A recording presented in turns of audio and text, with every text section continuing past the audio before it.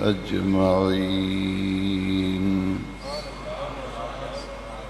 أما بعد فأعوذ بالله من الشيطان الرجيم. بسم الله الرحمن الرحيم.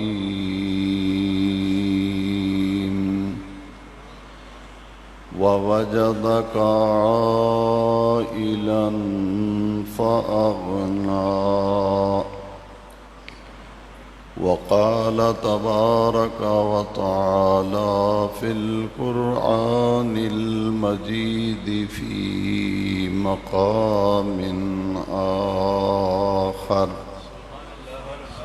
النبي أولى بالمؤمنين من أنفسهم وأزواجه أمهاتكم. صدق الله مولانا العظيم.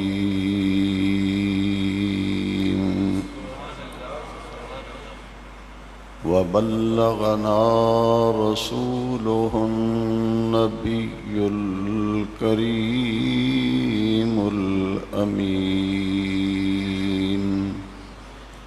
ونحن على ذلك لمن الشاهدين والشاكرين. والحمد لله رب العالمين. قد قال الله تبارك وتعالى عز وجل في شان حبيبه ونبيه مخبرا وآمرا: إن الله وملائكته يصلون على النبي يا أيها الذين آمنوا صلوا عليه وسلموا تسليما. الصلاة والسلام عليك يا سيدي يا رسول الله.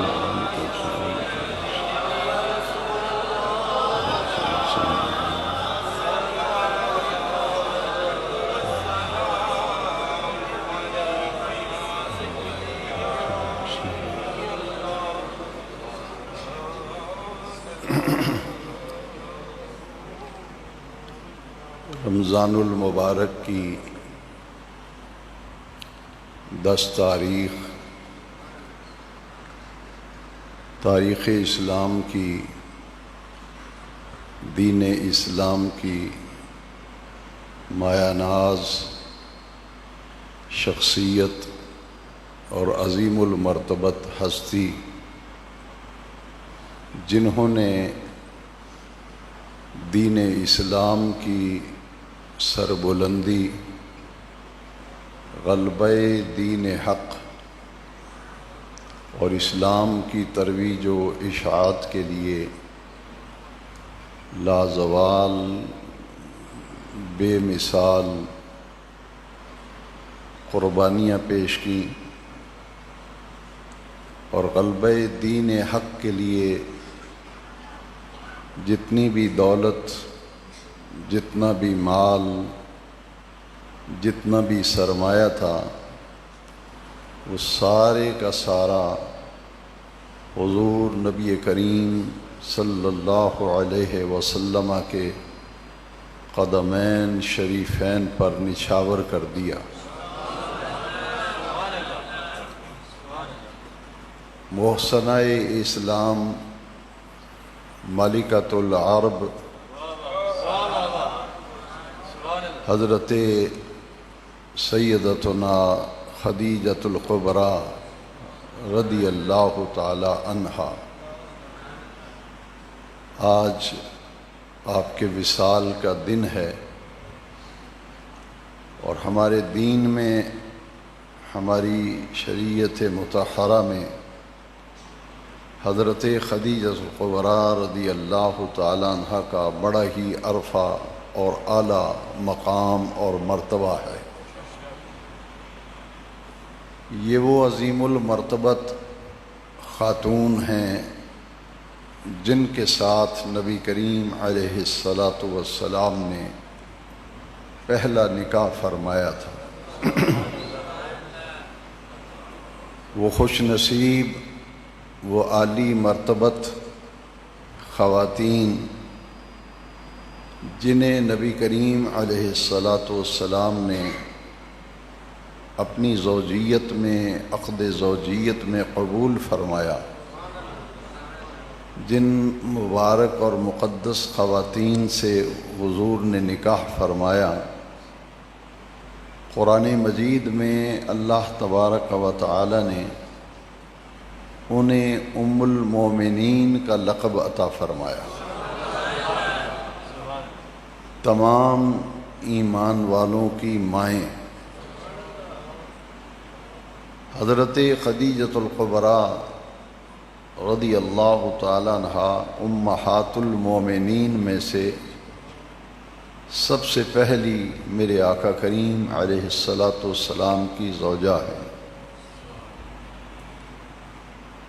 آپ کا پورے مکۃ المکرمہ میں شرافت، دیانت، پاک دامنی، عفت اور عصمت کے اعتبار سے پورے شہر مکہ میں آپ معروف خاتون تھیں، اور اس زمانہ جاہلیت میں بھی اہل مکہ انہیں طاہرہ کے لقب سے یاد کرتے تھے۔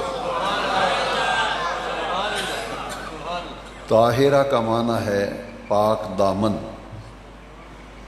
آپ کی طہارت، عفت و عصمت اور پاک دامنی کے اس دور میں بھی جو جاہلیت کا زمانہ تھا، اہل مکہ کے ہاں ہر کوئی ان کی خاندانی شرافت، وجاہت، دیانتداری، ایمانداری، عالی نسب ہونا، عادات و اطوار اور اخلاق کے اعتبار سے بڑی ہی عزت کی نگاہ سے لوگ انہیں دیکھتے تھے۔ نبی کریم علیہ السلام نے جب ان سے نکاح فرمایا تو یہ 2 مرتبہ بیوہ ہو چکی تھیں۔ پہلا نکاح کیا تو ان میں سے ایک بیٹی پیدا ہوئی اور خامد کا انتقال ہو گیا، ان کا نام عتیق تھا۔ بیوہ ہونے کے بعد پھر آپ نے دوسرا نکاح فرمایا۔ دوسرا نکاح جو ہے وہ ابو حالہ کے ساتھ ہوا، اور ان سے 2 بیٹے پیدا ہوئے۔ کچھ ہی عرصے کے بعد ان کا بھی انتقال ہو گیا۔ تیسرا نکاح جو تھا وہ نبی کریم علیہ الصلاۃ والسلام کے ساتھ کیا، اور جب یہ حضور نے نکاح فرمایا تو میرے آقا کریم علیہ السلام کی عمر مبارک 25 برس تھی، اور حضرت خدیجۃ الکبریٰ رضی اللہ تعالیٰ عنہ کی عمر مبارک 40 برس تھی۔ 2 مرتبہ بیوہ ہونے والی خاتون اور عمر کے اعتبار سے 15 سال بڑی خاتون، نبی کریم علیہ السلام نے پہلا نکاح ان سے فرمایا، اور حضور کی تمام ازواج مطہرات میں سے سب سے بلند مرتبہ اور نبی کریم علیہ السلام کو سب سے زیادہ جن سے تعلق خاطر تھا وہ یہی حضرت خدیجۃ الکبریٰ رضی اللہ عنہ۔ اور اس بات کا اندازہ جو ہے یوں لگایا جا سکتا ہے کہ جب تک حضرت خدیجہ حضور کے نکاح میں رہیں، نبی کریم علیہ السلام نے دوسرا نکاح نہیں فرمایا۔ حضور کے ساتھ ان کی ازدواجی زندگی جو ہے 24-25 سال پر محیط ہے، کم و بیش 24-25 سال تک حضور کی زوجیت میں رہیں، اور جب تک یہ حضور کے عقد میں رہیں حضور نے دوسرا نکاح نہیں فرمایا۔ اسی طرح حضرت سیدہ عالم خاتون جنت فاطمۃ الزہراء رضی اللہ تعالیٰ عنہا کا نکاح مبارک حضرت مولائے کائنات شیر خدا اسد اللہ حضرت علی مرتضیٰ سے ہوا، تو جب تک حضرت زہرا سلام اللہ علیہا حضرت مولا علی کے نکاح میں رہیں تو حضرت علی نے اس وقت تک دوسرا نکاح نہیں فرمایا۔ حضرت خدیجۃ الکبریٰ کے وصال کے بعد حضور نے دوسرے نکاح فرمائے متعدد ازواج سے۔ اسی طرح حضرت علی کرم اللہ تعالی وجہ الکریم نے بھی حضرت زہرا پاک جب تک زندہ رہیں نکاح میں رہیں دوسری شادی نکاح نہیں کیا، البتہ زہرا پاک کے وصال کے بعد پھر مولا علی کرم اللہ تعالی وجہ الکریم نے بھی متعدد نکاح فرمائے۔ جس طرح اللہ تعالیٰ نے مردوں کو بزرگی دی ہے، اسی طرح اللہ تعالیٰ نے عورتوں کو بھی بڑی ہی عالی اور اعلیٰ مراتب، درجات اور ان کے مقامات سے اللہ تعالیٰ نے نوازا ہے۔ آج کے خطاب جمعہ میں ام المومنین کے یوم وصال پر ان کی بارگاہ میں خراج عقیدت عرض کرنا، پیش کرنا جہاں مقصود و مطلوب ہے، اور دوسری بیان سے یہ غرض و غایت ہے کہ ہماری بہنیں، بیٹیاں، ہماری مائیں، خواتین اسلام کو بھی اس بات کا علم ہونا چاہیے کہ جس طرح مرد اللہ کی بارگاہ میں بلند مرتبے حاصل کرتے ہیں، درجات حاصل کرتے ہیں، اسی طرح خواتین بھی اگر دین کے راستے پہ چلیں، اللہ اور اس کے رسول کی اطاعت اور فرمانبرداری کے راستے پہ چلیں، تو ان کو بھی اللہ تبارک و تعالی بلند مرتبے عطا فرماتا ہے، درجات عطا فرماتا ہے۔ میں اپنی گفتگو کو آگے بڑھاتے ہوئے ترمذی شریف کی ایک حدیث شریف پیش کرنا چاہتا ہوں کہ نبی کریم علیہ السلام نے فرمایا کہ اللہ تبارک و تعالی رب ذوالجلال نے جنت میں جتنی بھی خواتین ہوں گی ان خواتین میں سے 4 عورتوں کو، 4 خواتین کو اللہ تعالیٰ نے چن کر سب سے اونچا رتبہ اور درجہ اور مقام عطا فرمایا۔ نبی کریم علیہ السلام نے جو ترتیب بیان فرمائی سیاستہ میں ترمذی شریف کے اندر یہ حدیث شریف ہے، فرمایا ایک مریم بنت عمران حضرت عیسیٰ علیہ السلام کی والدہ حضرت مریم، اللہ تبارک و تعالی نے انہیں چن لیا تھا اس دور کی خواتین میں سے، اپنی قدرتوں کے ظہور کے لیے حضرت مریم کا انتخاب فرمایا تھا۔ یہ مریم بنت عمران، عمران کی بیٹی تھیں، حضرت عیسیٰ علیہ السلام کی والدہ تھی۔ دوسرا فرمایا آسیہ زوجہ فرعون، فرعون کی بیوی حضرت آسیہ، یہ اللہ کی بڑی ہی مقرب اور بڑی ہی برگزیدہ خاتون تھیں، ان کو بھی اللہ تبارک و تعالی نے بلند مراتب اور درجات کے لیے چن کر اونچا مقام عطا فرمایا۔ یہ 2 نام بیان کرنے کے بعد پھر حضور نے تیسرا جو نام لیا فرمایا خدیجہ بنت خویلد، کہ حضرت خدیجہ کے والد ماجد کا نام خویلد تھا، ان کی یہ بیٹی تھیں اور جن سے حضور نے پہلا نکاح فرمایا تھا۔ تیسرا نام نبی کریم علیہ السلام نے یہ بتایا، اور چوتھا ارشاد فرمایا فاطمہ بنت محمد صلی اللہ علیہ وسلم، اور میں چوتھی خاتون جن کو اللہ نے چن کر اونچے رتبے اور مقامات اور درجات عطا فرمائے ہیں، اس ہستی پاک اور اس خاتون کا نام فاطمہ ہے، اور ان کو حضور نے جو لقب دیا فاطمہ تو سیدۃ نساء الجنہ، یہ جنت کی تمام عورتوں کی سردار ہے۔ حضرت خدیجۃ الکبریٰ رضی اللہ تعالیٰ عنہ پورے مکہ مکرمہ میں جتنے بھی مالدار لوگ تھے، متمول لوگ تھے، تاجر لوگ تھے، ان میں سے سب سے زیادہ مال دولت، سب سے بڑا کاروبار، سب سے بڑی تجارت جس ہستی کی تھی، ذات کی تھی، وہ حضرت خدیجہ بنت خویلد ہیں کہ مکے کی منڈی کے اندر بہت بڑا ایک نام تھا، دیانت و شرافت، پاک دامنی، عفت کے اعتبار سے بھی، مالدار ہونے کے اعتبار سے بھی آپ کا ایک اونچا رتبہ تھا۔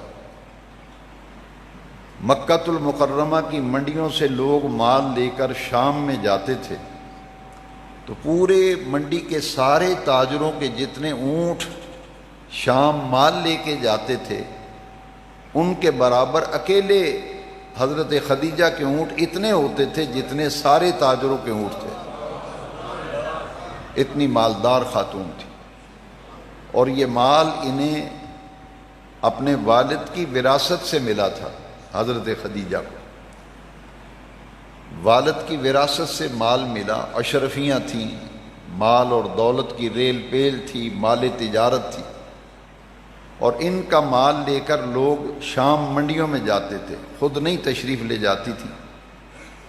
دو قسم کے لوگوں سے رابطہ رہتا تھا، ایک تو یہ کہ ملازم ہوتے تھے، ان کو تنخواہیں دیتی تھی کہ وہ مال لے کر جائیں اور شام کی منڈیوں میں جا کے مال فروخت کریں، وہاں سے مال لے کے آئیں، یا عقد مداربت کرتی تھی جسے پارٹنرشپ آپ کہتے ہیں، کہ ان کا حصہ رکھ لیتی تھی کہ تنخواہ تو نہیں ہے، آپ میرا مال لے جائیں اور جو منافع آئے گا آدھا آپ کا ہو۔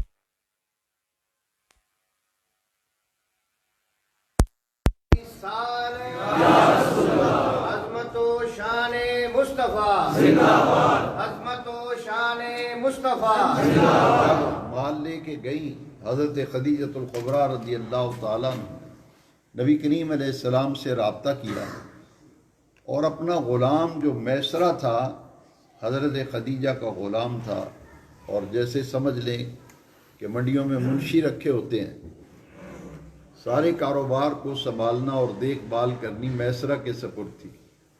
میسرہ کو حضرت خدیجۃ الکبریٰ نے کہا کہ مجھے ایک ایسے شخص کی ضرورت ہے جو دیانت کے اعتبار سے، امانت داری کے اعتبار سے بڑا صادق اور امین شخص ہو، اور اس کی دیانت اور امانت داری پر کوئی شک و شبہ نہ ہو، تاکہ اس کے سپرد میں اپنا مال کروں اور وہ میرا مال لے کر منڈیوں میں جائے اور میرے مال کو فروخت کرے۔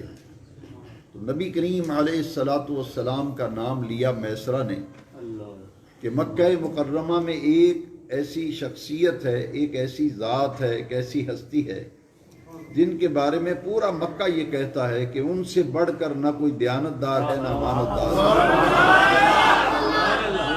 صادق بھی ہیں، وہ امین بھی ہیں۔ اور حضرت خدیجۃ الکبریٰ نے پہلے حضور کا نام سن چکا تھا، آپ وہ نام سن چکی تھی۔ یہاں یہ بات یاد رہے اور ذہن میں رہے کہ حضور نے اعلان نبوت فرمایا تھا 40 سال کی عمر مبارک میں، اور اعلان نبوت سے پہلے نبی کریم علیہ السلام نے ملک شام کے 2 سفر فرمائے تھے، یہ سفر تجارت تھے۔ اعلان نبوت سے پہلے نبی کریم علیہ السلام تجارت فرماتے تھے، اور 2 مرتبہ حضور شام کی منڈیوں میں مال لے کے تشریف لے گئے۔ حضرت خدیجۃ الکبریٰ نے میسرہ سے کہا کہ تم محمد صلی اللہ علیہ وسلم سے بات چیت کرو، اگر وہ رضامند ہوں تو میں مال اور دولت دیتی ہوں، وہ مال لے کر شام کی منڈیوں میں جائیں۔ نبی کریم علیہ الصلاۃ والسلام کی کفالت، چونکہ آپ کے والد ماجد تو کم سنی میں میلاد شریف سے پہلے ہی انتقال فرما گئے. حضور کے والد ماجد میلاد سے قبل ہی، ولادت سے قبل ہی دنیا سے پردہ فرما گئے تھے، اور 6 سال کی عمر مبارک میں والدہ ماجدہ بھی چلی گئی. تو نبی کریم علیہ السلام کی کفالت آپ کے چچا جناب ابو طالب نے فرمائی. تو ابو طالب مالی اعتبار سے کچھ مضبوط نہ تھے. ان کے دل میں خیال آیا کہ خدیجہ کو کسی دیانتدار امانت دار آدمی کی ضرورت ہے، تو میرا یہ مشورہ ہے کہ مال لے کر آپ شام جائیں اور تجارت اور کاروبار جو ہے اس میں سرپرستی کرے خدیجہ کی. نبی کریم علیہ السلام نے اپنی طبیعت مبارکہ کے باعث معذرت کر لی کہ میں ان کے پاس اس مقصد کے لیے نہیں جاؤں گا. حضرت خدیجہ کو کسی طرح یہ علم ہوا کہ چچا اور بھتیجا میں یہ گفتگو ہوئی ہے، تو انہوں نے از خود میسرہ کے ذریعے حضور کو پیشکش کی کہ یہ میرا مال ہے، یہ لے جائیے. جناب ابو طالب نے اور نبی کریم علیہ السلام کی باہمی مشاورت سے یہ طے پایا کہ یہ مال لے کے جانا چاہیے. میسرہ کو کہا حضرت خدیجہ نے کہ یہ مال لے کے جاؤ، اور پورے راستے میں جاتے آتے ان کے مزاج، ان کی عادات و اطوار اور اخلاق کے بارے میں جو کچھ تمہیں مشاہدات ہوں واپسی پہ آ کر مجھے بتانا ہے. تو حضور جب مال لے کر تشریف لے گئے، ملک شام کے قریب بصرہ ایک مقام ہے جہاں کچھ دن کے لیے قافلہ رکا، تاجروں کا قافلہ. وہاں ایک درخت تھا، تو نبی کریم علیہ الصلاۃ والسلام اس درخت کے نیچے چٹائی بچھا کر حضور آرام فرما رہے تھے. قریب ہی ایک راہب رہتا تھا جو پہلی آسمانی کتابوں کا عالم تھا.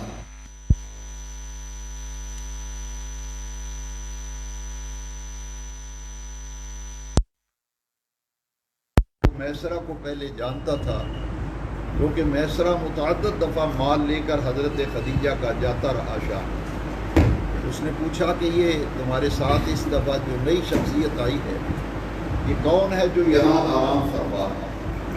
انہوں نے کہا کہ اس وقت تو اعلان نبوت ہوا نہیں تھا. کریم علیہ السلام نے نہ اپنی نبوت کا اظہار کیا تھا نہ اعلان کیا تھا. تو میسرہ کہنے لگا یہ قریش خاندان کے بڑے عالی نسب فرد ہیں اور خدیجہ کے ترجمان بن کے آئے ہیں اور مال تجارت لے کے آئے. اس نے کہا کہ اللہ کی عزت کی قسم یہ کوئی معمولی ہستی نہیں ہے. نستورہ اس کا نام تھا، نستورہ وہ راہب تھا. اس نے کہا کہ آسمانی کتابوں میں لکھا ہے کہ اس درخت کے نیچے نبی کے سوا کوئی نہیں بیٹھ سکتا، اور یہ درخت جو ہے یہ صدیوں سے چلا آ رہا ہے، اور یہاں نہ کوئی جانور بیٹھ سکتا ہے نہ کوئی انسان بیٹھ سکتا ہے. اس درخت کے نیچے جو بیٹھتا ہے وہ اللہ کا نبی ہوتا ہے. جتنی بھی آسمانی کتابوں میں علامتیں نبی آخر الزماں کی بیان کی گئی تھی، تورات میں، زبور میں، انجیل میں، وہ ساری علامتیں نستورہ راہب نے حضور کے اندر دیکھ لیں. اس نے حضور سے آ کے نام پوچھا، مختصر تعارف کیا. اس نے کہا کہ یہ وہ درخت ہے جس کے نیچے نبی کے سوا کوئی نہیں بیٹھ سکتا، اور جتنی علامتیں آخر الزمان نبی کی ہماری کتابوں کے اندر لکھی ہیں وہ ساری کی ساری علامتیں میں آپ میں دیکھ رہا ہوں. البتہ ایک علامت ایسی ہے جسے میں دیکھنا چاہتا ہوں، تو اپنے کندھے مبارک سے ذرا عبا کو ہٹائیے تاکہ میں دوسری بھی نشانی دیکھ لوں. تو حضور نے ان کے پاس ان کی دل جوئی کے لیے جب عبا مبارک کو کندھے سے ہٹایا تو آپ کے شانہ اقدس کے نیچے مہر نبوت موجود تھی. نستورہ نے کہا کہ اس ہستی کو یہودی نقصان پہنچانے کا سوچیں گے، لہذا ان کے نبی ہونے، ان کی علامات کو چھپانا ہوگا. حضور تشریف لے گئے. اس راستے میں عجیب واقعات پیش آئے. جب سخت دھوپ ہوتی تو بادل حضور کے اوپر سایہ کر لیتے تھے، بادل سایہ کر لیتے تھے. عجیب و غریب قسم کی باتیں اس سفر میں دیکھیں، اور جتنا نفع پہلے ہوا کرتا تھا، حضرت خدیجہ مال بیچتی تھیں، اس سے کئی گنا زیادہ منافع جو ہے اس مرتبہ ہوا. حضور جب واپس تشریف لائے تو نبی کریم علیہ السلام نے مکہ مکرمہ سے ذرا فاصلے پہ ہی تھے کہ آپ نے میسرہ جو غلام تھا حضرت خدیجہ کا، اس سے کہا کہ جاؤ مالکن کو جا کے بتاؤ، مالکہ کو بتاؤ کہ اتنا مال لے کے گئے تھے، یہ نفع ہوا ہے، یہ سارا حساب کتاب جا کے مالکہ کو پیش کرو، میں بھی پیچھے پیچھے آ رہا. تو میسرہ جب گیا، اس نے جا کے حضرت خدیجۃ الکبریٰ جو ہیں مکان کی چھت پہ بیٹھی تھی، اپنی سہیلیوں کو لے کر مکان کی چھت پہ بیٹھی تھی، اور انہیں خبر ہو گئی تھی کہ قافلے جو گئے تھے واپس آ رہے ہیں. تو وہ اس انتظار سے میں تھی کہ میرا تجارت کا قافلہ جو گیا ہے وہ بھی آئے اور مجھے پتہ چلے کہ اس دفعہ تجارت کا کیا معاملہ رہا. میسرہ نے آ کے ساری کہانی سنائی. اس نے کہا یہ مجھے بتاؤ کہ اس سفر کے دوران تم نے محمد صلی اللہ علیہ وسلم کو پایا کیسے؟ ان کی شخصیت، ان کی ذات و ہستی، حضور کے اخلاق، حضور کا عالی ظرف ہونا، حضور کی شرافت، دیانت، امانت داری، صادق و امین ہونا، اس سے متعلقہ جتنے معاملات پیش آئے وہ بتا دیے. وہ نستورہ راہب کا واقعہ بھی بتا دیا، اور بادل جو سایہ کرتے تھے وہ بھی بتا دیا. ساری چیزیں بتا کر کے حضرت خدیجۃ الکبریٰ رضی اللہ تعالی عنہا نے اپنے دو چچا جو تھے ان سے مشورہ کیا کہ یہ جو مکے کی ایسی شخصیت ہیں جن کی بزرگی اور جن کی شرافت، دیانت، امانت، صداقت کے شہرے ہیں، اور مال تجارت لے کر گئے ہیں، تو کئی گنا زیادہ، بعض روایتوں میں 10 گنا زیادہ نفع آیا، اور دوسرے تاجروں کو اتنا نفع نہیں ہوا. تو میں نے ان سے عقد نکاح کی خواہش کا اظہار کیا حضرت خدیجۃ الکبریٰ رضی اللہ عنہ. اور اس کے لیے پیام نکاح کے لیے ان کی ایک سہیلی تھی حضرت خدیجۃ الکبریٰ رضی اللہ عنہ، جن کا نام نفیسہ تھا. ان کو بھیجا حضور کی بارگاہ اقدس میں. تو نبی کریم صلی اللہ تعالی علیہ وسلم نے ارشاد فرمایا کہ نکاح کے معاملے میں خود طے نہیں کرتا، میرے چچا ہیں جناب حمزہ اور جناب ابو طالب، ان سے بات کرو اگر میرے رشتے کی بات کرنی ہے. تو حضرت خدیجۃ الکبریٰ نے کہا کہ اگر محمد عربی صلی اللہ علیہ وسلم کے رشتے کی بات ان کے چچا کریں گے تو میری طرف سے میرے چچا جو ہیں وہ رشتے کی بات کریں گے. لہٰذا 2 چچا حضرت خدیجۃ الکبریٰ کے تھے اور 2 چچا نبی کریم علیہ السلام کے، حضرت سیدنا امیر حمزہ اور جناب ابو طالب، مل کر کے گفتگو ہوئی اور ایک جگہ پہ دونوں خاندانوں کے لوگ جمع ہوئے اور یہ رشتہ طے پا گیا. تو نبی کریم صلی اللہ تعالی علیہ وسلم کا نکاح کا خطبہ جو ہے وہ جناب ابو طالب نے پڑھا، اور ادھر سے حضرت خدیجۃ الکبریٰ کا چچا زاد بھائی تھا، بہت بڑا عالم تھا پہلی آسمانی کتابوں کا، چچا زاد بھائی ورقہ بن نوفل. ادھر جناب ابو طالب خطبہ پڑھتے ہیں نکاح کا. یہ سب اعلان نبوت سے پہلے ہے. اور پھر جواب میں جو خطبہ دیا وہ پہلی آسمانی کتابوں کے عالم حضرت خدیجۃ الکبریٰ رضی اللہ عنہ کے چچا زاد بھائی تھے ورقہ بن نوفل. جواب میں انہوں نے خطبہ پڑھا. جب یہ نکاح ہوا حضرت خدیجۃ الکبریٰ رضی اللہ تعالیٰ عنہ سے، تو اس سے کچھ مہینے پہلے حضرت خدیجہ نے خواب دیکھا تھا رضی اللہ عنہ کہ میرے گھر میں سورج آ گیا ہے، آفتاب سورج میرے گھر میں ہے اور اس کی کرنوں سے پوری دنیا منور ہو رہی ہے، پوری دنیا اس سے منور ہو رہی ہے. جب یہ خواب دیکھا تو اپنے چچا زاد بھائی جو عالم تھے، پہلی آسمانی کتابوں کا علم رکھنے والے تھے، لوگ ان سے رجوع کرتے تھے اپنے خوابوں کی تعبیر کے معاملے میں، مسائل میں. تو حضرت خدیجہ گئیں، کہا کہ بھائی جان میں نے یہ خواب دیکھا ہے تو انہوں نے صاف بتا دیا کہ اس کی تعبیر یہ ہے کہ نبی آخر الزماں کے ساتھ آپ کا نکاح ہوگا، انہیں عقد زوجیت میں آپ آئیں گی، وہ آفتاب نبوت ہے جو آپ کے گھر میں جلوہ گر ہوگا اور جس کی کرنوں سے پوری کائنات منور ہوگی۔ اس نکاح کے بعد نبی کریم صلی اللہ تعالی علیہ وسلم کی ساری اولاد مبارک وہ حضرت خدیجہ الکبریٰ سے ہے رضی اللہ عنہ۔ یہ بات نوٹ کر لیجئے کہ حضور کی اولاد مبارک سوائے ایک صاحبزادے حضرت ابراہیم، یہ حضور کے وہ صاحبزادے ہیں جو حضرت ماریہ قبطیہ کے بطن سے ہیں رضی اللہ تعالیٰ، وہ بھی ام المومنین، ان کے بطن سے ایک صاحبزادے ہوئے، ان کا نام تھا حضرت ابراہیم۔ وہ چھوٹی عمر میں ہی انتقال کر گئے، اور حضرت خدیجہ الکبریٰ کے بطن سے نبی کریم علیہ السلام کی 6 اولاد مبارک ہوئی۔ سب سے پہلے بیٹے پیدا ہوئے جن کا نام حضرت قاسم ہے، اور ان کی وجہ سے نبی کریم علیہ السلام کی کنیت ہے ابو القاسم، اور حضرت خدیجہ کی کنیت ہے ام القاسم۔ پہلے یہ بیٹے پیدا ہوئے، اس کے بعد سب سے بڑی صاحبزادی حضرت زینب پیدا ہوئی۔ حضرت زینب کے بعد پھر حضور کے دوسرے صاحبزادے عبداللہ پیدا ہوئے، جن کے 2 لقب مشہور ہیں، طیب اور طاہر۔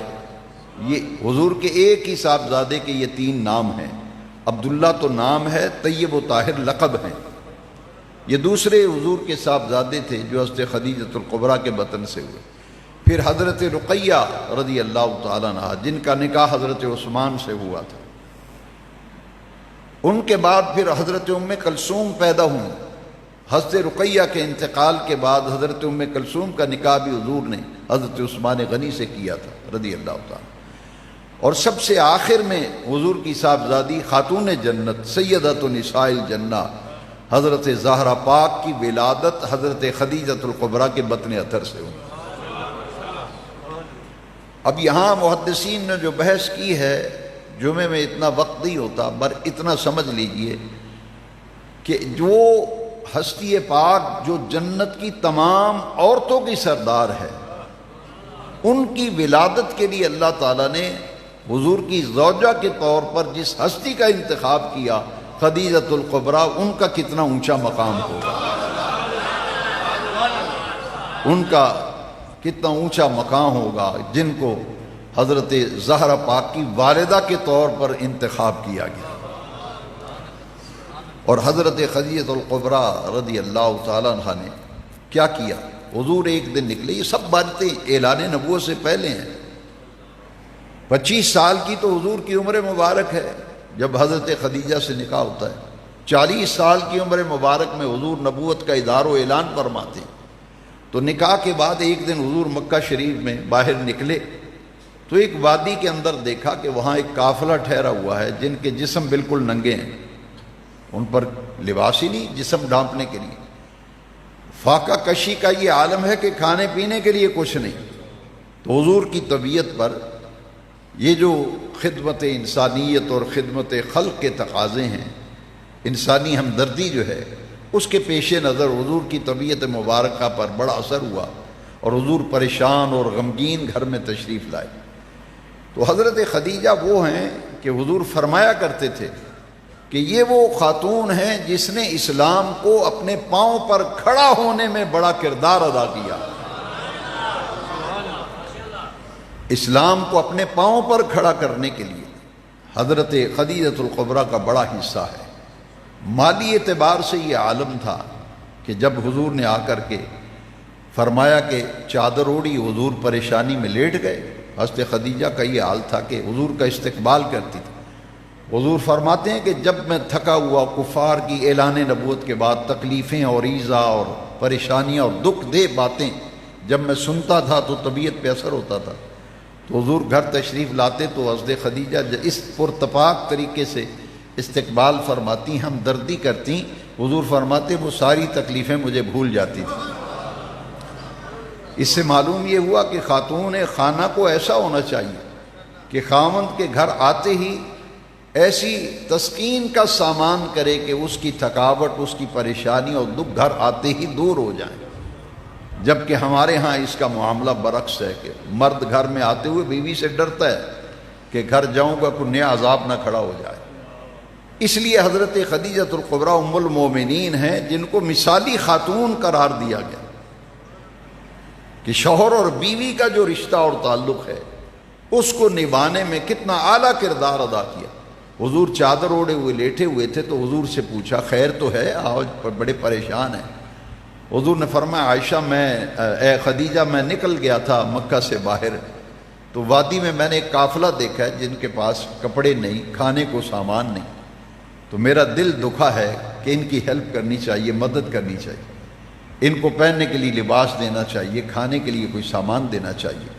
تو حضرت خدیجہ الکبریٰ نے کیا کیا؟ قریش کے 4 بڑے بڑے سردار بلائے اور ان کو بلا کر ایک ڈھیر لگایا ہوا تھا اشرفیوں کا، مال اور دولت کا ایک ڈھیر لگا دیا. روایات میں آتا ہے کہ حضور جب تشریف رکھنے لگے تو حضور چھپ گئے اس ڈھیر کے نیچے، اتنا اونچا ڈھیر تھا. حضرت خدیجہ نے سرداران قریش کو بلا کر کے کہا کہ تم ہمارے برادری و خاندان ہو، اس لیے بلایا ہے کہ گواہ ہو جاؤ میرے باپ کا کل ورثہ و جائیداد جو کچھ میرے پاس پونجی ہے میں نے ساری کی ساری اپنے شوہر اپنے خامد محمد عربی صلی اللہ علیہ وسلم کی خدمت میں پیش کر دی. یہ مال کا ڈھیر لگایا ہے، یہ مال کا ڈھیر اس لیے لگایا ہے کہ تم گواہ ہو جاؤ کل کو میرے خاندان و برادری میں کوئی بات نہ کرے.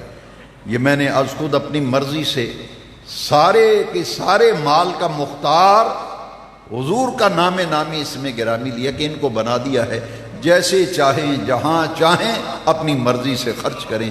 اب یہ مال میرا نہیں رہا، یہ مال محمد عربی کا ہے صلی اللہ علیہ وسلم.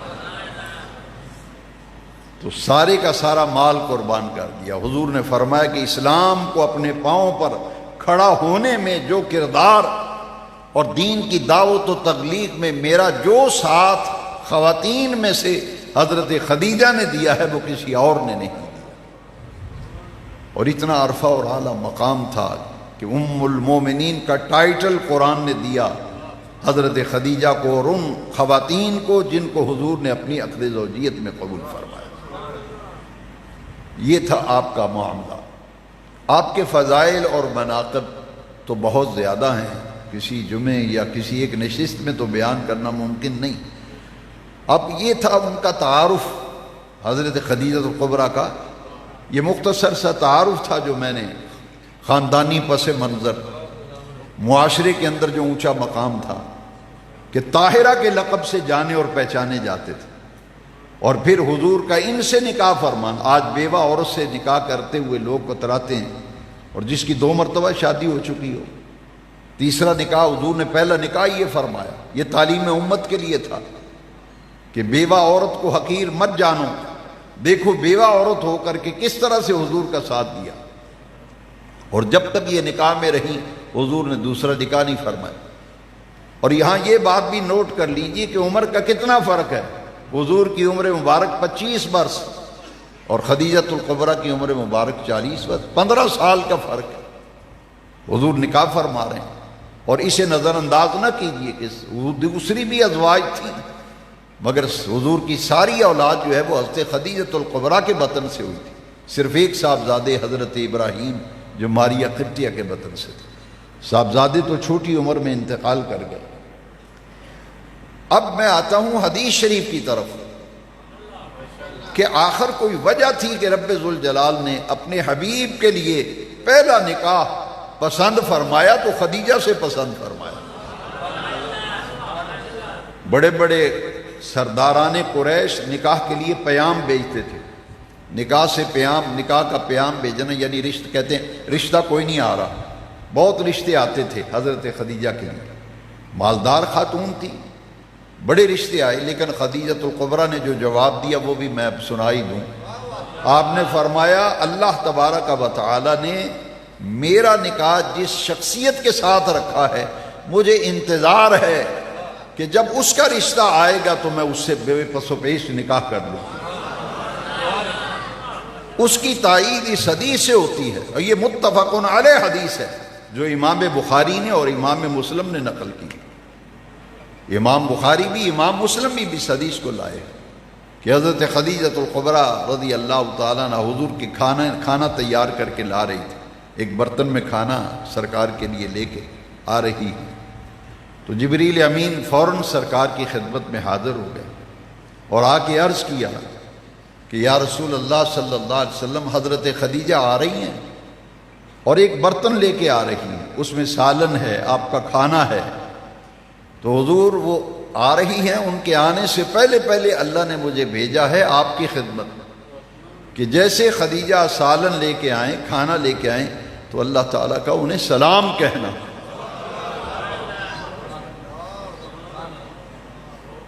اللہ کا سلام کہنا خدیجہ. آج کسی بزرگ کا سلام آ جائے تو کتنی سعادت ہم سمجھتے ہیں. کیا مقام ہے ام المومنین خدیجۃ الکبریٰ کا. جبریل آئے ہیں کہ حضور اللہ نے سلام کہا ہے، خدیجہ کھانا لے کے آئیں، آپ سلام اللہ کا انہیں ارشاد فرما دیجئے اور ساتھ میں میرا بھی سلام انہیں عرض کر دیجیے. یہ متفق علیہ حدیث ہے، بخاری نے بھی اور مسلم میں بھی، دونوں میں نقل کی گئی. اور حضرت خدیجۃ الکبریٰ رضی اللہ تعالیٰ عنہ ہوئے جو پہلی وحی نازل ہوئی غار حرا کے اندر، اقرأ بسم ربک الذی خلق. تو ظاہر بات ہے کہ قرآن پہاڑ کی چوٹی پہ نازل ہوتا تو پہاڑ ریزہ ریزہ ہو جاتا. لو انزلنا هذا القرآن على جبل لرأيته خاشعا متصدعا من خشیۃ اللہ. پہاڑ کی چوٹی پر قرآن آتا تو وہ ریزہ ریزہ ہو جاتا. پہلی وہی نازل ہو رہی، حضور کی طبیعت پہ اثر ہوا. حدیث شریف کے اندر آتا ہے کہ حضور کے قلب انور پر کپ کپاہٹ طاری ہوئی اور وحی کا نازل ہونا اور حضور کے اوپر وحی کے اثرات کا مرتب ہونا. کیونکہ عام طور پر جب وحی آتی تھی تو صحابہ کرام کہتے ہیں ہم جان لیتے تھے کہ نزول وحی ہو رہا ہے. اور حضور کی طبیعت مبارکہ پر پسینہ آتا تھا، بہت زیادہ پسینہ سرکار کو آتا. اللہ کا کلام نازل ہو رہا ہے. پہلی وحی نازل ہوئی تو طبیعت مبارک پہ اتنا اثر ہوا کہ جو انہونی بات ہو تو مزاج پہ اثر ہونا یقینی بات تھی. حضور گھر تشریف لائے تو آتے ہی حضرت خدیجہ نے حضور کا چہرہ دیکھ لیا کہ پریشان ہیں، طبیعت پہ بوجھ ہے. پوچھا خیر تو ہے؟ حضور نے فرمایا آج میں نے ایک عجیب معاملہ دیکھا ہے. میرے پاس کوئی آنے والا آیا ہے اور اس نے آ کر کہا اقرأ بسم ربک الذی خلق. تو حضرت خدیجہ جو ہیں اپنے چچا زاد بھائی ورقہ بن نوفل سے رابطہ کرتی ہیں، وہ عالم تھے کہ ایسا کوئی معاملہ پیش آیا ہے. تو غار حرا پہ یہ گئے تھے، طبیعت پہ بھی اثر ہے، مزاج پہ بھی اثر ہے، پسینہ بھی ہے.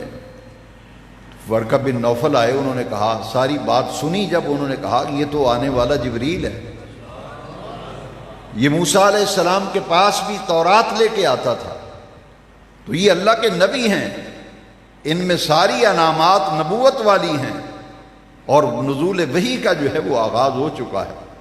لہذا حضور نے ارشاد فرمایا زملونی زملونی زملونی، مجھے کمبل اڑا دو، مجھے چادر اڑا دو. حضور لیٹے اور حضرت خدیجۃ الکبریٰ نے حضور کے اوپر کمبل دیا. یہ پہلی وحی تھی جو نازل ہوئی. تو حضور فرمایا کرتے تھے کہ یہ وہ خاتون ہے جو میرے مزاج کو بھی سمجھتی تھی، میری پاسداری، میری خاطرداری، میری خدمت کے اعتبار سے اس نے کبھی کوئی کمی نہیں چھوڑی. تو حضرت خدیجۃ الکبریٰ کو رب کا سلام آیا، سارا مال اسلام کے لیے. اور یاد رکھیے کہ نبی کریم علیہ الصلاۃ والسلام کی کفالت کی تھی، پرورش کی تھی جناب ابو طالب نے، اور مولا علی کی پرورش کی تھی حضرت خدیجۃ الکبریٰ نے. مولا علی کی پرورش کس نے کی؟ خدیجۃ الکبریٰ نے دی. یہ ان کی زیر پرورش، زیر تربیت حضرت علی رہے تھے. اور پھر جب حضور نے نبوت کا اعلان و اظہار فرمایا تو خواتین میں سے سب سے پہلے جس نے حضور کا کلمہ پڑھا وہ حضرت خدیجۃ الکبریٰ ہیں رضی اللہ عنہ. حضور فرمایا کرتے تھے خواتین میں سے سب سے پہلے مجھ پر ایمان لانے والی حضرت خدیجۃ الکبریٰ ہے. اور حضور کو ان سے اتنی محبت تھی، اتنا پیار تھا کہ جب تک یہ نکاح میں رہیں حضور نے دوسرا نکاح نہیں فرمایا. اب جب ان کا وصال ہو گیا ہجرت مدینہ سے 3 سال پہلے ان کا وصال ہوا، اور جس سال حضرت خدیجہ کا وصال ہوا ہے، ان کے وصال سے 35 دن پہلے جناب ابو طالب کا وصال ہوا، اور اس سال کو پھر حضور نے نام کیا دیا، آج بھی تاریخ اسلام کا اسٹوڈنٹ جانتا ہے، اس سال کو کہتے عام الحزن، یعنی غم کا سال۔ 35 دن کے بعد پہلے جناب ابو طالب کا انتقال ہوتا ہے، حضور کے غم گسار، حضور کے ہمدرد، حضور کے خدمتگار جناب ابو طالب، ان کا وصال ہوا، اور 35 دن بعد رفیقہ حیات، غم گسار بیوی، اور ایسی مونس و ہمدرد کہ جن کی نبی کریم علیہ السلام نے متعدد مرتبہ ان کی تحسین فرمائی، تو یہ دونوں کا چند دنوں کے وقفے سے وصال کر جانا حضور کی طبیعت پہ بڑا اثر انداز ہوا، اور اس سال کو پھر تاریخ اسلام میں عام الحزن کا نام دیا گیا۔ حضرت خدیجہ رضی اللہ تعالیٰ عنہ 10 رمضان شریف کو آپ کا وصال ہوا۔ ان کے وصال کے بعد حضور نے دوسرے نکاح فرمائے، اور جب بھی حضور گوشت ذبح فرماتے، کوئی جانور لاتے، ذبح فرماتے، گوشت بناتے، تو نبی کریم علیہ السلام حضرت خدیجہ کی تمام سہیلیوں کے گھروں میں گوشت بھیجا کرتے تھے۔ یہ حدیث شریف میں خاص طور پر ذکر آیا کہ حضرت خدیجہ سے اس قدر شفقت، رحمت و رافت کا تعلق تھا کہ ان کی نسبت والی سہیلیوں کے ہاں حضور گوشت کاٹ کر ٹکڑے بنا کر حضرت خدیجہ کی سہیلیوں کی طرف بھیجا کرتے تھے، اور ازواج مطہرات جب حضور کے آس پاس بیٹھی ہوتی تو حضور اکثر خدیجۃ الکبریٰ کا ذکر کرتے۔ ایک حدیث نسائی شریف کے اندر ہے جو بڑی قابل توجہ ہے، حضرت عائشہ نے حضرت خدیجہ کو نہیں دیکھا، کیونکہ جو کم سن حضور کی ازواج مطہرات میں سب سے چھوٹی عمر کی جو حضور کی زوجہ تھی وہ حضرت عائشہ صدیقہ تھی، انہوں نے حضرت خدیجہ کو نہیں دیکھا تھا، تو حضور جب بھی بیٹھتے تو حضرت خدیجہ کی باتیں کرتے تھے۔ حضرت خدیجہ کی باتیں اس طرح تھی، خدیجہ نے یہ کیا، خدیجہ نے یہ کیا، تو حضرت عائشہ نے کہا کہ آپ کو خدیجہ بھولتی نہیں ہے، آپ ہر وقت اسی کا نام لیتے رہتے ہیں، کیا خوبی تھی اس میں؟ تو نبی کریم علیہ السلام نے ان کے اوصاف بیان فرمائے، حضرت خدیجہ کے فضائل بیان کیے، اور اولاد کا ساری کی ساری اولاد کا حضرت خدیجہ سے ہونا، اور پھر اولاد کے اعتبار سے جب دیکھا جائے تو خدیجۃ الکبریٰ جیسی ہی خاتون حضور کے نکاح میں آنا اللہ نے اس لیے پسند کیا کہ ان کے ہاں جو بیٹی پیدا ہوگی وہ جنت کی عورتوں کی سردار ہوگی، اور بیٹی کے جو بیٹے ہوں گے وہ جنت کے جوانوں کے سردار ہوں گے۔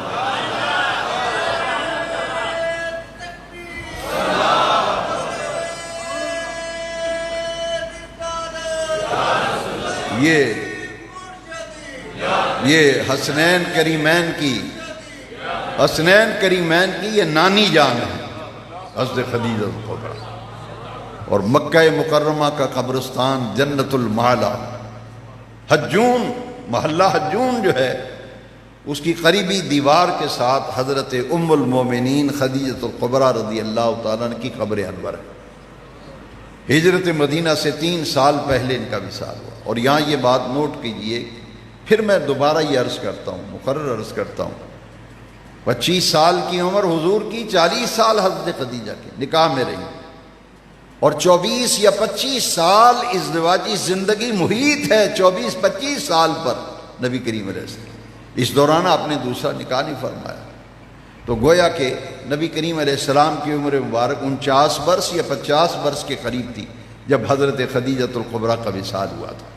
ان کی سہیلیوں کے ہاں تحائف بھیجنا، گوشت بھیجنا، اور اکثر و بیشتر حضرت خدیجۃ الکبریٰ کا ذکر کرتے رہنا، یہ وہ ہستیاں جن کو قرآن نے کہا النبی اولا بالمؤمنین من انفسہم، میرے محبوب تمہاری جانوں سے بھی زیادہ قریب ہیں، وازواجہ امہاتہم، ان کی بیویاں ایمان والوں کی مائیں ہیں، ایمان والوں کی مائیں۔ تو سارا مال حضرت خدیجۃ الکبریٰ نے حضور کو پیش کر دیا تھا۔ میں نے پہلے عرض کیا ہے کہ پوری منڈی کے تاجروں کے پاس جتنا مال تھا، جتنا سب کے پاس، اتنا اکیلے حضرت خدیجہ کے پاس، اور وہ سارے کا سارا جب حضور کو دیا نا تو پھر آیت کریمہ نازل ہوئی جو میں نے خطبے میں پڑھی ہے، سورہ الضحیٰ کی، وَوَجَدَكَ عَائِلًا فَأَغْنَىٰ، چونکہ کفالت تھی جناب ابو طالب کی، اور آپ کی مالی پوزیشن اور مالی جو احوال تھے وہ بڑے کمزور تھے حضرت جناب ابو طالب کے، تو قرآن کی آیت بتا رہی ہے، یہ جب خدیجہ کبریٰ نے سارا مال حضور کو پیش کیا تو پھر فرمایا رب ذوالجلال نے وَوَجَدَكَ عَائِلًا فَأَغْنَىٰ، ہم نے خدیجہ کے مال کے ذریعے آپ کو غنی کر دیا۔ آج آپ کا یوم وصال ہے، اور آخری بات یہ ہے، بزرگوں نے لکھا ہے، کسی پر کوئی مشکل آ جائے، پریشانی تکلیف آ جائے، دکھ آ جائے، اولاد نہیں ہوتی تو منت مان لے، کوئی کام رکا ہوا ہے، حاجت ہے، مشکل ہے، پریشانی، منت مانے، نظر مانے کہ اللہ تبارک و تعالی میرا یہ کام کر دے اور یہ میری مصیبت ٹل جائے، یہ کام ہو جائے، تو میں حضرت ام المومنین خدیجہ کبریٰ کی نیاز دوں گی۔ یہ حسنین کریمین کی نانی صاحبہ ہیں، زہرا پاک کی اماں جان ہیں، رسول کریم کی رفیقہ حیات ہے، اور یہاں یہ بات بھی یاد رکھی، یہ خدیجۃ الکبریٰ، یہ لقب خدیجۃ الکبریٰ، صدیق صدیق اکبر اور خدیجہ خدیجۃ الکبریٰ، اور ان کا ایک لقب صدیقہ بھی ہے، حضرت خدیجہ رضی اللہ تعالیٰ، متعدد نام ہے، طاہرہ، طیبہ، وہ مقدس خاتون تھے تاریخ اسلام، آج ان کا وصال، ان کی طرف سے افطاری کرائیے، ان کی روح مبارک کو ایصال کیجیے، ہدیہ بھیجیے، کوئی کام مشکل پھنس گئے ہیں تو اس کے لیے نظر و منت مانیں۔ اسلاف کرام نے لکھا ہے کہ یہ نظر ماننے سے اللہ تعالیٰ بندے کے امور میں آسانی فرما دیتا ہے۔ اللہ یہ ہمارا ہدیہ بارگاہ خدیجۃ الکبریٰ میں قبول فرمائے۔ وآخر دعوانا